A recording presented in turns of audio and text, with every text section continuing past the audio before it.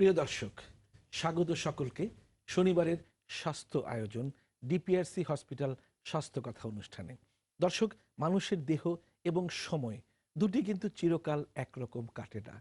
প্রাত্যহিক এবং পারিপার্শ্বিক বিভিন্ন কারণে, যেমন খাদ্যাভ্যাস, জীবনযাপন প্রক্রিয়া, মানসিক জড়া, বিভিন্ন বিষয় আমাদের দেহের উপর প্রভাব বিস্তার করে।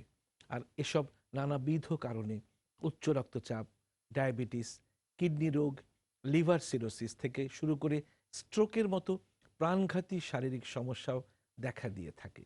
আর স্ট্রোক বা অন্য যে কোনো কারণে যে শারীরিক সমস্যা আমাদের সমাজে খুব বেশি পরিলক্ষিত হয় তা হলো প্যারালাইসিস। আর তাই খুব সঙ্গত কারণে আজ আমরা কথা বলবো প্যারালাইসিসের সর্বাধুনিক চিকিৎসা ও পুনর্বাসন চিকিৎসা নিয়ে। আপনারা চাইলে এ সংক্রান্ত প্রশ্ন নিয়ে অনুষ্ঠান চলাকালে সরাসরি টেলিফোনে আমাদের সঙ্গে কথা বলতে পারেন স্ক্রিনে দেখানো নিয়মে। আপনারা চাইলে এ সংক্রান্ত সমস্যা নিয়ে আমাদের SMS করতে পারেন স্ক্রিনও দেখানো নম্বরে। আর বরাবরের মতো আলোচক হিসেবে আমাদের সঙ্গে আছেন ডিপিআরসি হসপিটালের চেয়ারম্যান, পেইন, প্যারালাইসিস ও ফিজিওথেরাপি স্পেশালিস্ট ডাক্তার মোহাম্মদ শফিউল্লাহ প্রধান। আর আমি প্রফেসর ডক্টর ইকবাল হাসান মাহমুদ, পুরো অনুষ্ঠানের পৌরোহিত্যের দায়িত্ব রয়েছি। ডক্টর শফিউল্লাহ প্রধান, কেমন আছেন? আমি ভালো আছি, আপনি কেমন আছেন? আলহামদুলিল্লাহ। তো মানুষের যে এখন যে গড় আয়ু বেড়ে যাচ্ছে, সিনিয়র সিটিজেনের সংখ্যাও বেড়ে যাচ্ছে, এতে কিন্তু দেখা যাচ্ছে যে মানুষের গড় আয়ুর সাথে সাথে বিভিন্ন নন কমিউনিকেবল ডিজিজও বেড়ে যাচ্ছে। তার মধ্যে একটি যে উচ্চ রক্তচাপ, ডায়াবেটিস, এগুলো, এবং এর ফলশ্রুতিতে দেখা যাচ্ছে যে অনেক সময় হুট করে প্যারালাইসিস, স্ট্রোক হয়ে গেল, স্ট্রোক হয়ে প্যারালাইসিস হয়ে অবশ্যই পড়ে আছে। এমন রোগী যখন অবস্থা হয় তখন প্যারালাইসিস মানে তো পক্ষাঘাতগ্রস্ত একটা অবসতা, যেটা তখন আপনাদের কাছে কোন সময়টিতে আসবে এবং কি করবেন আপনারা? আপনাকে ধন্যবাদ। আজকে বিষয়টা খুবই গুরুত্বপূর্ণ। আপনি যেটা বলছিলেন, আমাদের দেশে গড় আয়ু বৃদ্ধি পাওয়া শুধু বাংলাদেশে না, সারা ওয়ার্ল্ডে, যেটা আমাদের এখন নন কমিউনিকেবল ডিজিজের রোগী বেশি। উচ্চ রক্তচাপ, ডায়াবেটিস, হাড়জোড়া রোগের বিভিন্ন সমস্যা, নার্ভাস, ক্যান্সারও একটা হতে পারে, ক্যান্সার হতে পারে। তো এই রোগীগুলো এতই বেশি। এর ভিতরে সেটা যেটা বলছিলেন আজকে যে সাবজেক্টটা, প্যারালাইসিস। এবং প্যারালাইসিসের আমরা সবচেয়ে বেশি যে রোগীগুলো বাংলাদেশে পেয়ে থাকি সেটা স্ট্রোক জনিত প্যারালাইসিস। আচ্ছা। তাছাড়া আরও বিভিন্ন কারণে আমরা পেয়ে থাকি, যেমন রোড অ্যাক্সিডেন্ট, প্রতিনিয়ত দুর্ঘটনা হচ্ছে সারা দেশেই বিভিন্নভাবে। তা থেকে ট্রমাটিক বিভিন্ন, যেমন 4 হাত পা অবশ হয়ে যেতে পারে, 2 পা অবশ হয়ে যেতে পারে, হেড ইনজুরি, যদি মাথা আঘাত পায় তা থেকে এক পাশ প্যারালাইসিস হয়ে যেতে পারে, এবং একটা হাত পা প্যারালাইসিস হতে পারে। তো এই রোগীর সংখ্যা আমাদের কাছে এবং বাংলাদেশে হাজারো, এবং প্রতিটি বেড়েই যাচ্ছে, আর যত দিন যাচ্ছে বেড়ে যাচ্ছে। আর আপনি যেটা শুরুতেই বলছিলেন যে আমাদের গড় আয়ু বৃদ্ধি পাওয়া, মানুষ এখন কিন্তু সহজেই মরে না, কোনো কমিউনিকেবল ডিজিজে সাধারণত বাংলাদেশের মানুষ মরে না। দেখা যায় এখন 65-র উপরে মানুষের গড় আয়ু বেড়ে গিয়েছে, এবং যত দিন যাবে এটা আরো বাড়বে। আর এই রোগীগুলো, স্ট্রোক জনিত প্যারালাইসিস এবং প্যারালাইসিসের রোগী সংখ্যা ডে বাই ডে বেড়ে যাবে। আর আমরা আমাদের স্পেশালি যেহেতু আমরা পুনর্বাসন নিয়ে কাজ করি, মানে হচ্ছে একটা হচ্ছে একিউট স্টেজ, সেটা হচ্ছে যেমন একজন স্ট্রোক করলে অজ্ঞান হয়ে গেল বা প্যারালাইসিস হয়ে গেল, কথাবার্তা আর বলতে পারছে না বা হাঁটা চলাফেরা বন্ধ হয়ে গেল, সেটা ইমিডিয়েট একটা ম্যানেজমেন্ট হয়। দিস ইজ মেডিকেল ইমার্জেন্সি আমরা বলে থাকি।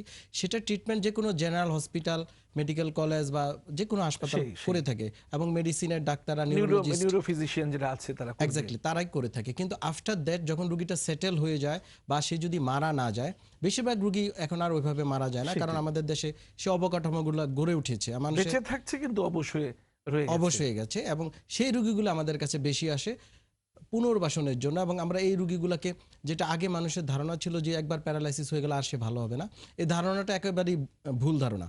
একটা রুগী যদি সঠিক সময় আমরা পেয়ে থাকি, স্ট্রোক বা যে কোনো প্যারালাইসিসের উইদিন 1 মাসের ভিতরে, তাহলে আমরা 2 থেকে 3 মাসে তাকে আবার স্বাভাবিক জীবনে ফিরিয়ে নিতে পারি। আমাদের একজন দর্শক SMS পাঠিয়েছেন, ওবায়দুল বাড়ি, তার মা হলো অসুস্থ, তার মায়ের বয়স এখন 84।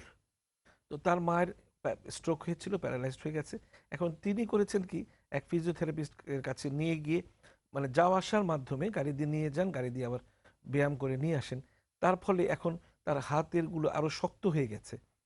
এখন তিনি কি করবেন? ভর্তি করে চিকিৎসা করবেন, না আপনার কাছে জানতে চাচ্ছেন যে কি করবেন এখন উনি? হ্যাঁ, খুবই ভালো প্রশ্ন করেছে। এবং এই জাতীয় রোগী হাজারো বাংলাদেশে, যে এই রুগীগুলোকে প্যারালাইসিসের পুনর্বাসনে ফিজিওথেরাপি খুবই কার্যকরী।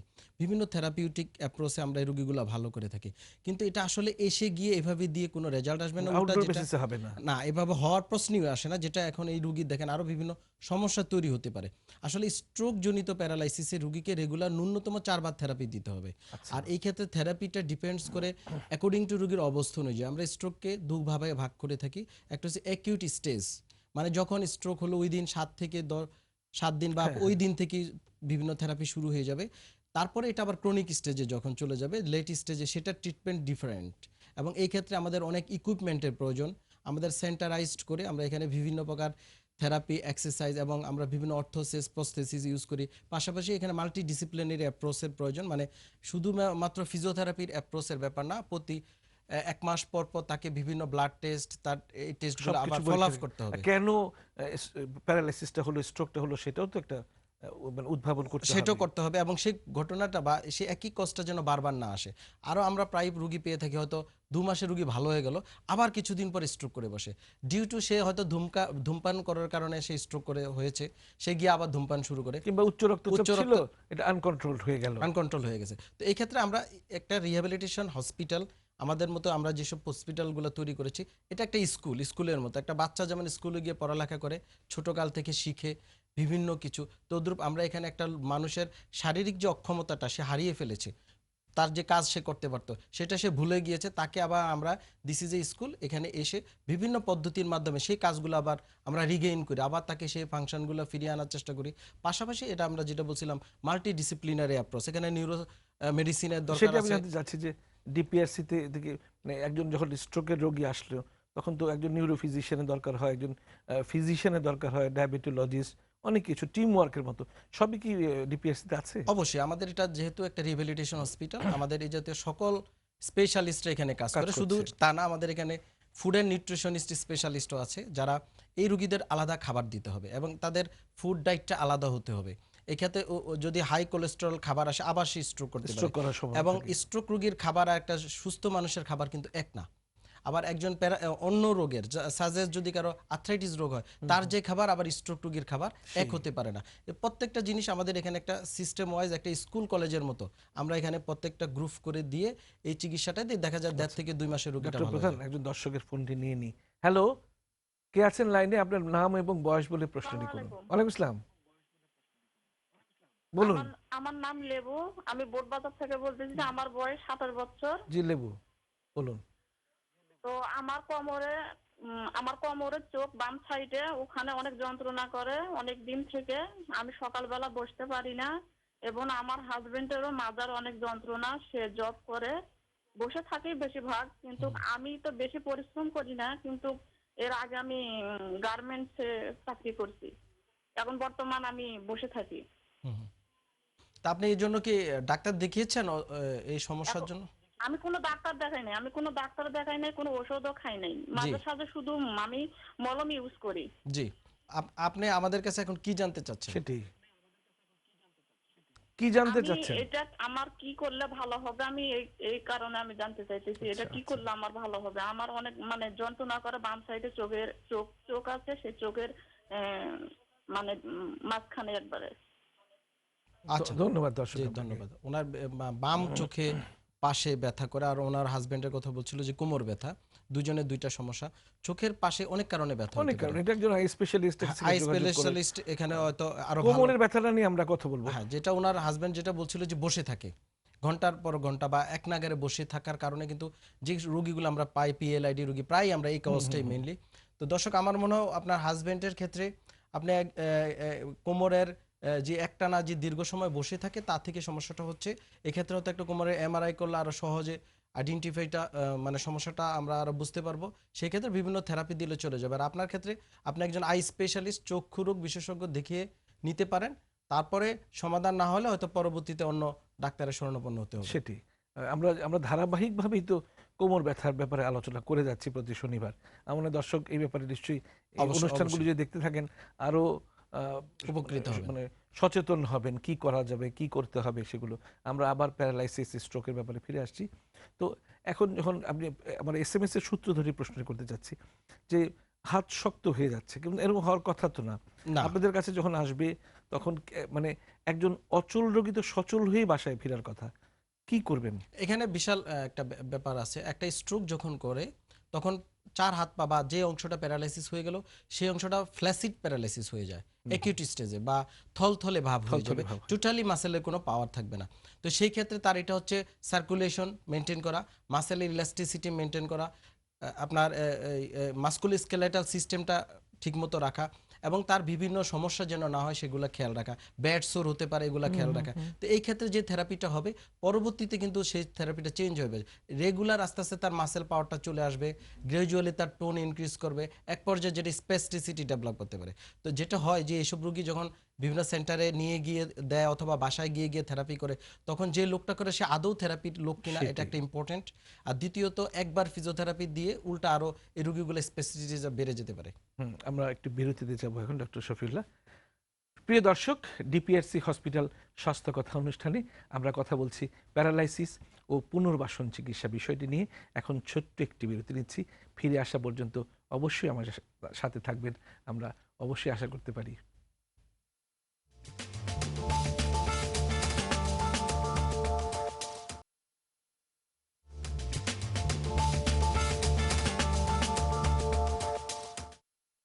প্রিয় দর্শক, খানিকটা বিজ্ঞাপন বিরতির পর আরও একবার স্বাগত ডিপিআরসি হসপিটাল স্বাস্থ্য কথা অনুষ্ঠানে।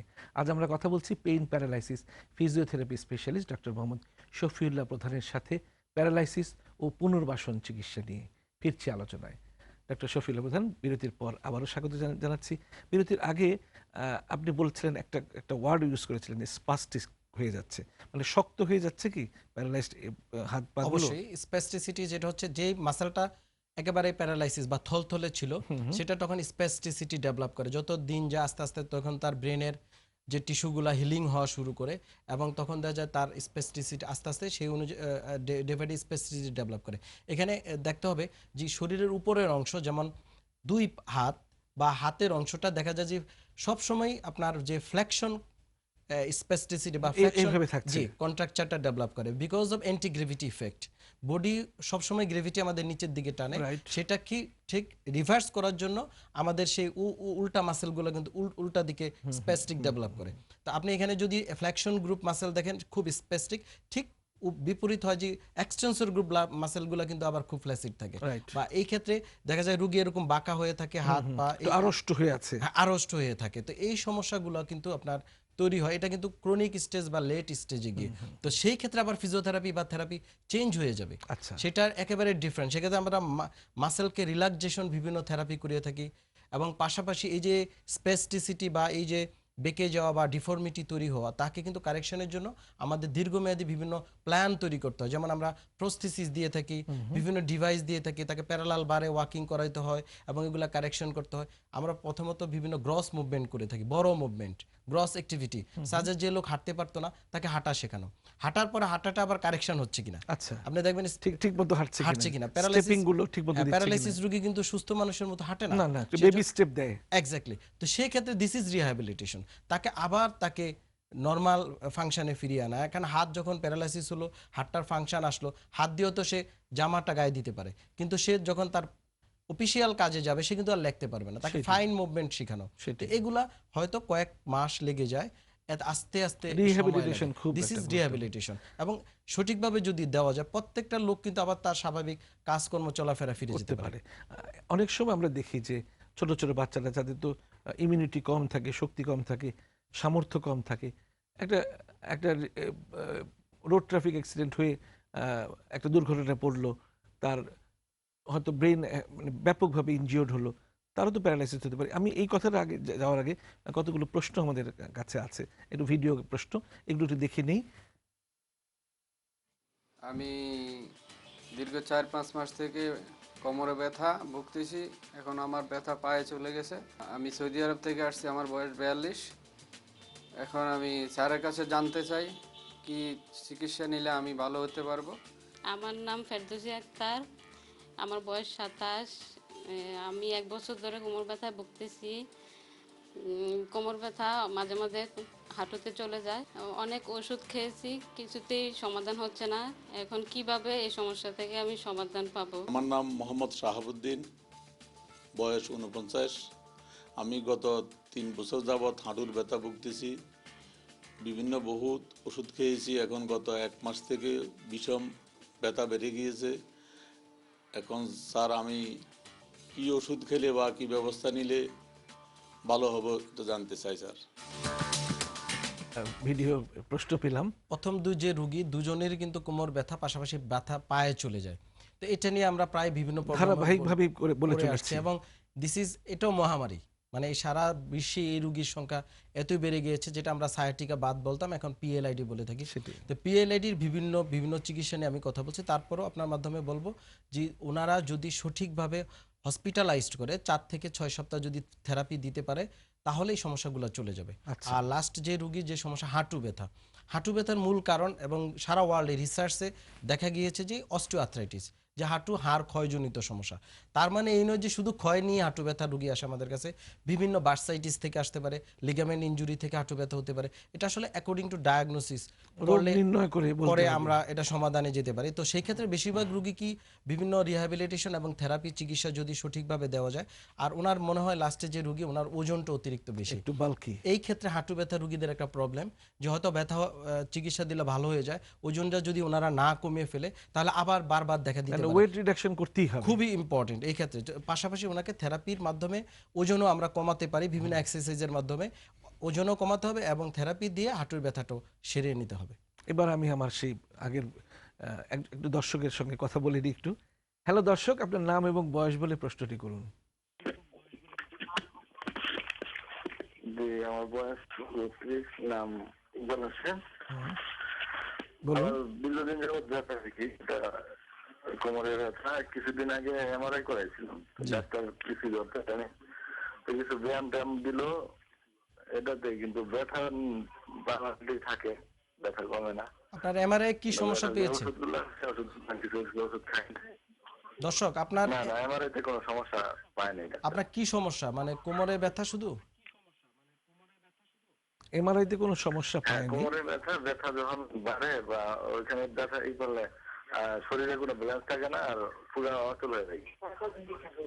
আচ্ছা, এরকম শুয়ে থাকতে হয়, বিছানা করে থাকতে হয় 4-5 দিন। আপনার কোমর ব্যথার সাথে আর শরীরে আরো ব্যথা হয়, অন্যান্য জোড়াও ব্যথা হয়, সারা শরীরই ব্যথা হয়?